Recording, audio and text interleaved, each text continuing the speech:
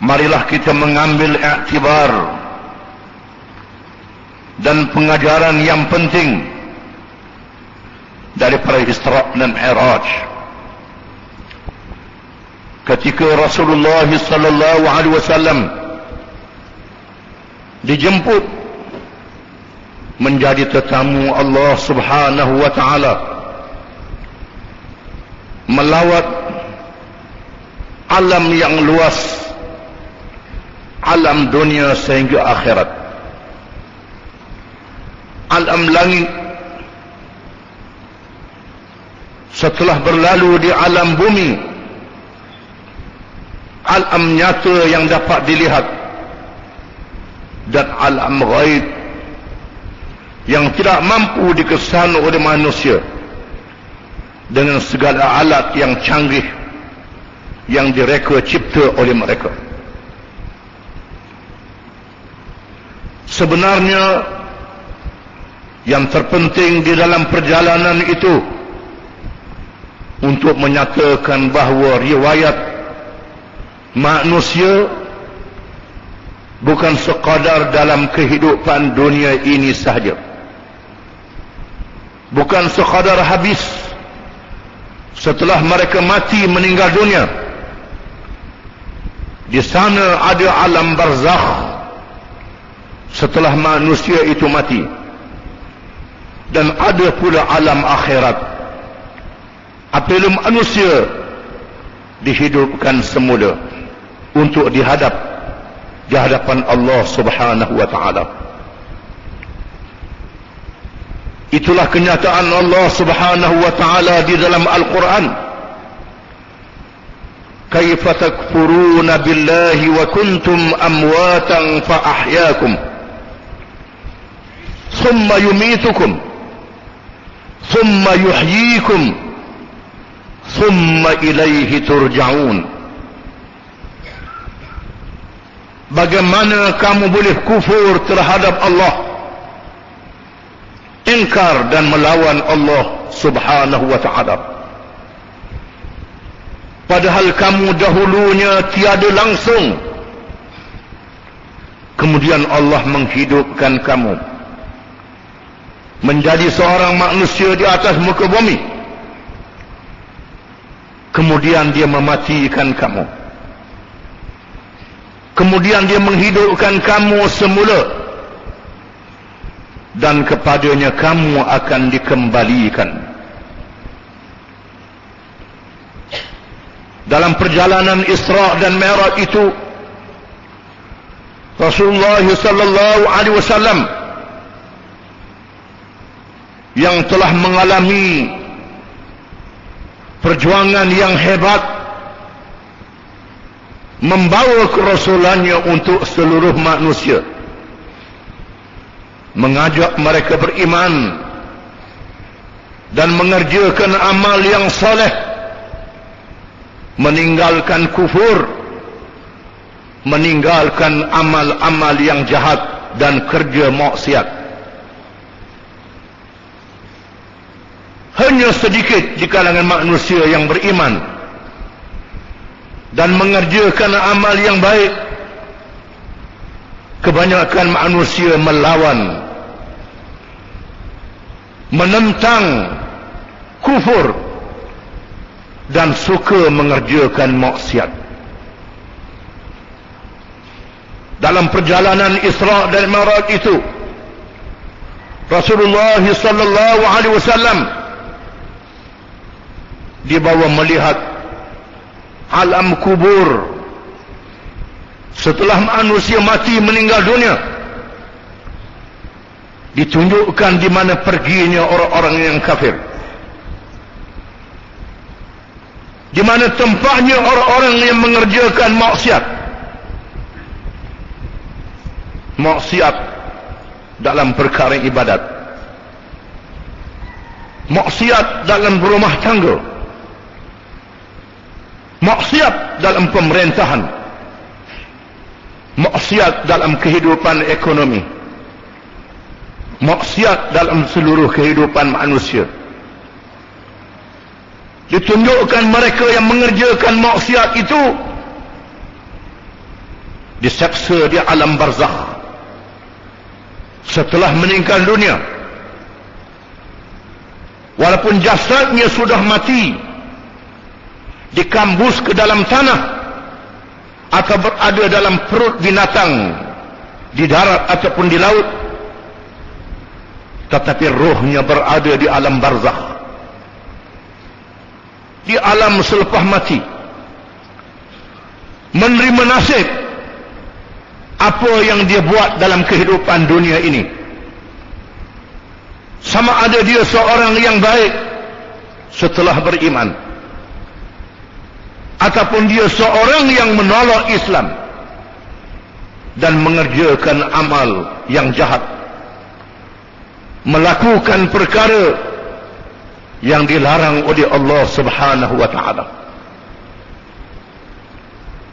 Rasulullah SAW juga dibawa melawat ke syurga dan neraka, tempat kesudahan manusia setelah amalan mereka dikira oleh Allah dengan hisab yang teliti dan halus, dibicarakan di hadapan mahkamah Allah dengan pembicaraan yang seadil-adilnya, di bawah bukti yang terang dan nyata. Setelah manusia itu dihidupkan semula di alam akhirat,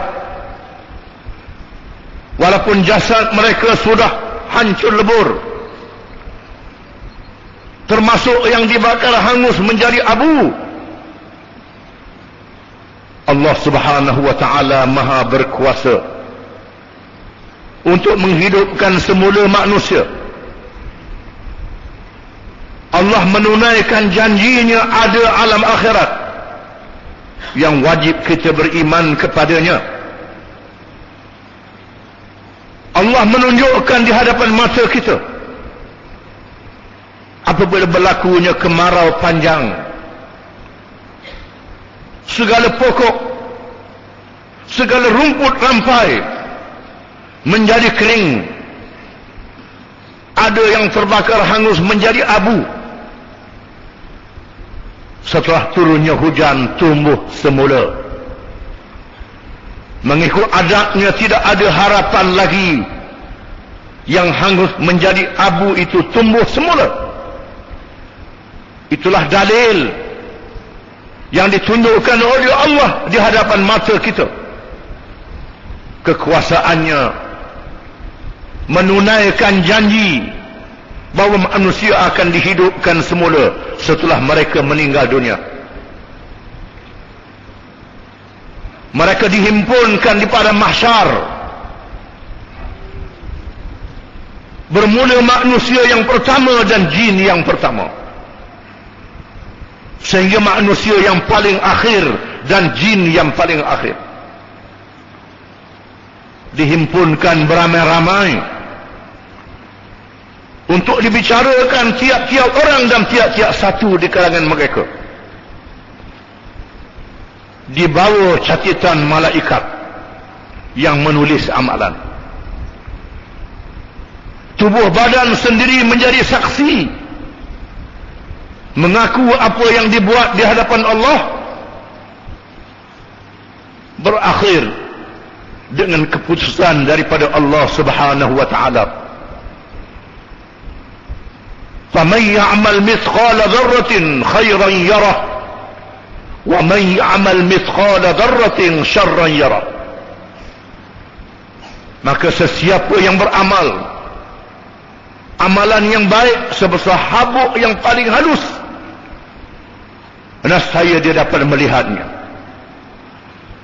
Dan barang siapa yang beramal dengan amalan yang jahat walaupun sebesar habuk yang halus, nescaya dia dapat melihatnya. Setelah dihisap, ditimbang, dibicarakan semua manusia melalui as-sirat, jambatan yang dibentangkan di atas neraka.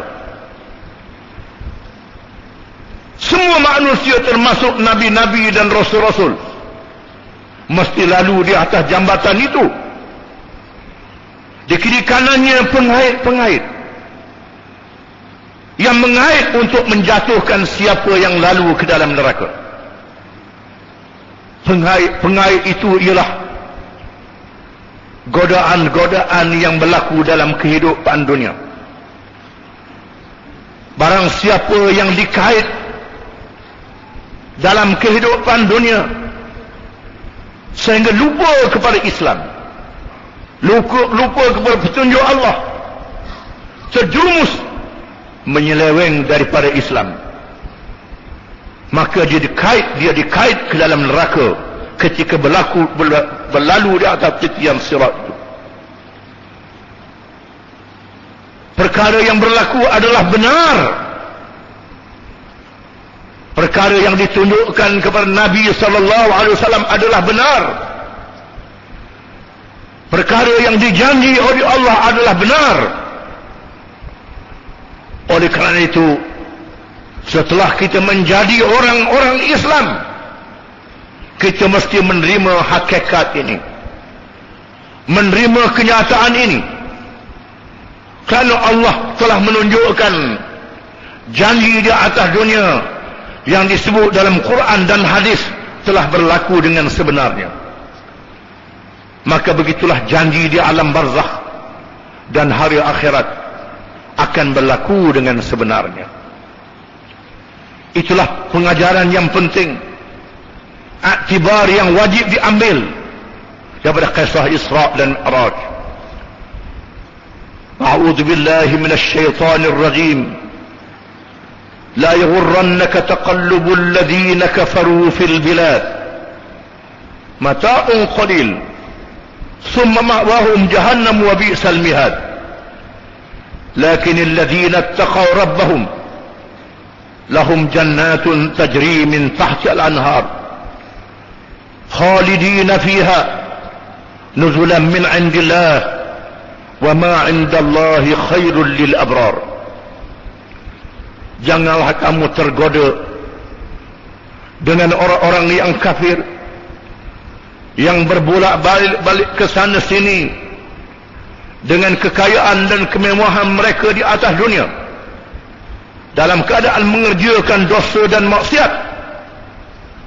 Semuanya dihumban ke dalam neraka, dan neraka itu seburuk-buruk tempat.